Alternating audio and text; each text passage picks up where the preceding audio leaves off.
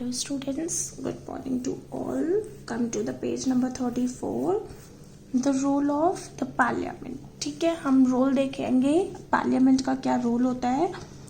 Created after 1947, the Indian Parliament is an expression of the faith that the people of India have in principles of democracy. ठीक है, जैसे ये 1947 के बाद बनाया गया, उसके बाद इस पर ये दिखाया गया कि हमारा जो इंडियन पार्लियामेंट है उस पर जो पीपल है वो काफ़ी अच्छी तरह से ट्रस्ट कर सकते हैं, क्योंकि ये एक जो ये पार्लियामेंट बनाया गया है ये डेमोक्रेसी के प्रिंसिपल्स पे बनाया गया है. These are the participation by people in decision making process.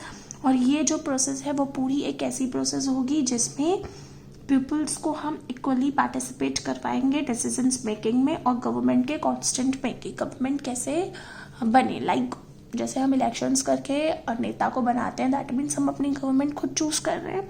Okay, the parliament in our system has immense power because हमारे सिस्टम पे जो पार्लियामेंट है दैट इज लोकसभा, राज्यसभा और प्रेसिडेंट, इनके पास काफ़ी सारी पावर्स होती हैं because it is the representative of the people. Because ये हमारे जो पीपल है उनके रिप्रेजेंटेटिव्स की तरह वर्क करते हैं. Okay, elections to the parliament are held in a similar manner as they are for the state legislature. और पार्लियामेंट के इलेक्शंस भी उस तरह से ही होते हैं जिस तरह से हम स्टेट लेजिस्लेचर के लिए इलेक्ट करते हैं. The Lok Sabha is usually elected once every 5 year. और जो लोकसभा है उनके मेंबर्स को हम 5 सालों में एक बार 5 साल में एक बार इलेक्शंस होते हैं और 5 साल में एक बार हम चूज करते हैं. The country is divided into numerous constituencies as shown up in the map. ठीक है, हमारी जो कंट्री है उनको डिफरेंट कॉन्स्टिट्यूंसीज में डिवाइड किया गया है. ठीक है, और each constituencies elect 1 person to the parliament. ठीक है, और ये जितनी भी कॉन्स्टिट्यूंसीज हैं उनमें इलेक्ट किया जाता है 1 पर्सन पार्लियामेंट के लिए. Okay, the candidates whose contest election usually belong to different political parties. ठीक है, और इनमें जो होते हैं कैंडिडेट्स होते हैं वो किस तरह से इलेक्ट होते हैं. हर पॉलिटिकल पार्टी का एक मेंबर एक पर्सन हर एक पॉलिटिकल पार्टी का होता ही है. ठीक है, इस तरह से इनके कैंडिडेट्स को चूज किया जाता है.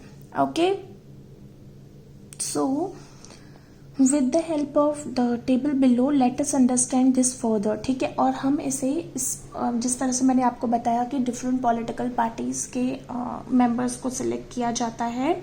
ठीक है, पार्लियामेंट का मेंबर बनने के लिए.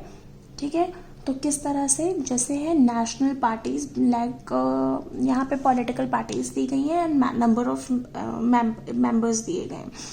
तो जैसे बीजेपी के 2 मेंबर्स, सीपीआई के 6 members, community party of India directed CPM के 22 मेंबर्स, इंडियन कांग्रेस सोशलिस्टिक के 4 मेंबर्स, इंडियन नेशनल कांग्रेस के 4 मेंबर्स, जनता पार्टी के 10 मेंबर्स. ठीक है, लोकदल के 3 मेंबर्स. और ये है हमारा 8th लोकसभा इलेक्शंस. ठीक है, जो कि 1984 में हुआ था. 1984 के रिजल्ट्स हैं कि कौन सी पॉलिटिकल पार्टीज को किस तरह कितने मेंबर्स इलेक्ट किए गए थे. ठीक है, कितने मेंबर्स को पार्टिसिपेट करवाया गया था. आफ्टर दैट हम आते हैं अगर स्टेट पार्टीज पे, तो ऑल इंडिया NRDM के 12 members, Dravida Munnetra Kazhagam 2 members, all India Forward Bloc 2, Indian Congress 1, Jammu and Kashmir Conference 3, Kerala Congress 2, Muslim League 2, Peasants and Workers Party of India 1, Revolutionary Socialistic Party 3, Telugu Desam Party 30, independents 5. कुल मिलाकर के ग्रैंड टोटल बना था हमारे 514 का. ओके स्टूडेंट्स, सो ये हमारा रिजल्ट था. Okay, so turn the page. हमने देखा आफ्टर दैट है वंस इलेक्टेड दीज कैंडिडेट्स. एक बार अगर ये कैंडिडेट्स इलेक्ट हो जाते हैं तो वो पार्लियामेंट के मेंबर बन जाते हैं। These MPs together make up the parliament, और ये सब मिल करके एक पार्लियामेंट को बनाते हैं। Once elections to the parliament have taken place, the parliament need to perform the following functions. और एक बार ये पार्लियामेंट अगर बन गई, उसके बाद ये अपने कुछ एक्शंस को फंक्शन करने के लिए, परफॉर्म करने के लिए तैयार हो जाती है, और इसको नीड पड़ जाती है कि अब हमें आगे अपनी फंक्शंस को कैरी ऑन करना है। भैया पार्लियामेंट बन गई तो अब तो वो काम करेंगे ना, ऐसा तो नहीं कि मेंबर्स बन के बैठ जाएंगे, है ना। तो एक बार जब ये इलेक्शंस हो जाते हैं और वो मेंबर बन जाते हैं पार्लियामेंट के, आफ्टर डेट उनकी फंक्शनिंग स्टार्ट हो जाती है। अब उनकी फंक्शनिंग क्या स्टार्ट हो जाती है? First, to select the national government. Parliament की फंक्शनिंग का पहला स्टेप होता है to select the national government. The parliament India consist of the president. ठीक है, हमारी जो पार्लियामेंट है इंडिया की, जो कंसिस्ट करती है प्रेसिडेंट को भी, दैट मीन्स मैंने पहले ही बताया कि लोकसभा, राज्यसभा और प्रेसिडेंट मिल करके ही एक पार्लियामेंट को फॉर्म करते हैं। The Rajya Sabha and Lok Sabha. After the Lok Sabha election a list is prepared showing how many MPs belong to each political party. ठीक है, एक बार लोकसभा के इलेक्शंस हो जाते हैं, उसके बाद एक लिस्ट बनाई जाती है जिसमें ये देखा जाता है कि किस किस पॉलिटिकल पार्टी के कितने लोगों को लिया गया है। For a political party to form the government they must have a majority of elected MPs. ठीक है, और उसके बाद हमें इन सारे पॉलिटिकल पार्टीज गवर्नमेंट को बनाने के लिए इन सारे पॉलिटिकल पार्टीज को कंसिडर किया जाता है और देखा जाता है कि जो ये इलेक्टेड मेंबर्स हैं इनमें मेजॉरिटी कौन सी पार्टी की है।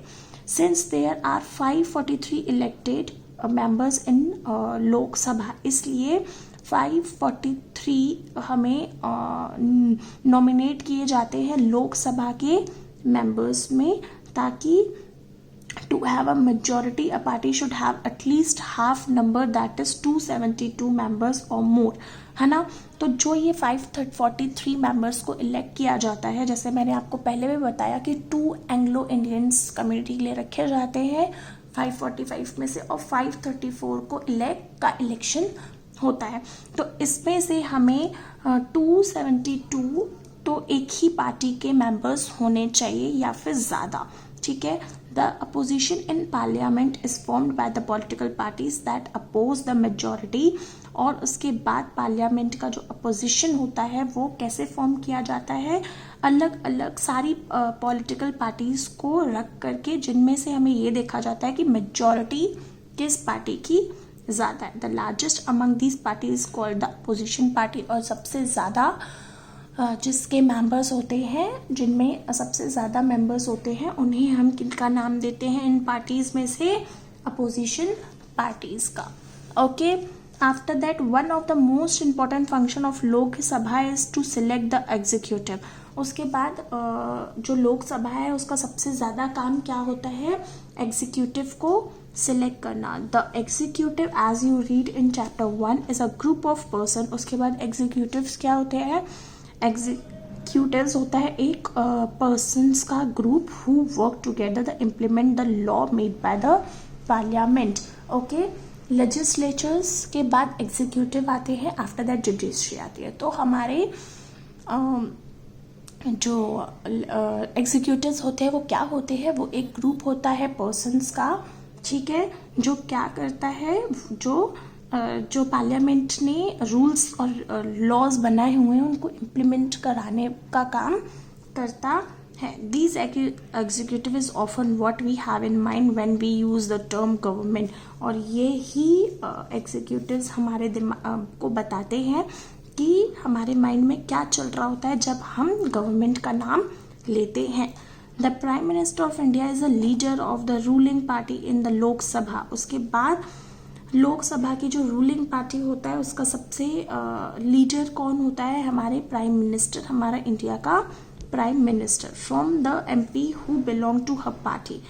The prime minister select ministers to work with her implement decisions. ठीक है, हमारे जो पार्लियामेंट के मेंबर्स होते हैं उनके साथ साथ प्राइम मिनिस्टर ही सिलेक्ट करता है जो हमारा प्राइम मिनिस्टर होता है वो सिलेक्ट करता है कि किस तरह से इस काम को इम्प्लीमेंट करवाया जाए.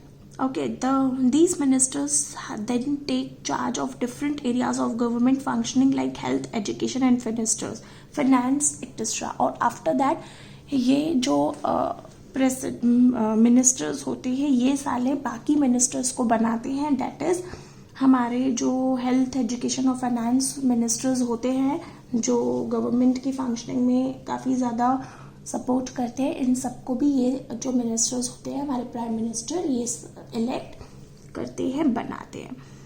Often times in the recent past it has been difficult for a single political party to get the majority. बाकी अगर हम देखे जाए तो पास्ट में ये काफ़ी ज़्यादा डिफ़िकल्ट था कि एक ही पॉलिटिकल पार्टी के मेजॉरिटी हों ताकि हम एक अच्छा गवर्नमेंट बना सकें.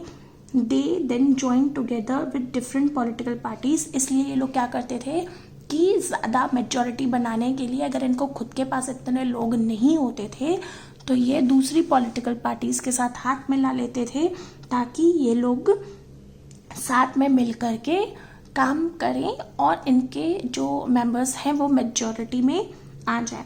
Okay, so they then join together with different political parties who are interested in similar concern to perform what is known as a coalition government. ठीक है, और जिस तरह से दो पॉलिटिकल पार्टीज आपस में हाथ मिला लेती थी, अगर उन लोगों को वो डिसीजन सही लगता था और उन लोगों के जो कॉन्सेप्ट थे, उनके जो कॉन्सेप्ट थे, आइडियाज थे वो सिमिलर होते थे, तो अगर वो दो एक हो जाते थे तो उन्हें हम क्या कहते थे, coalition government.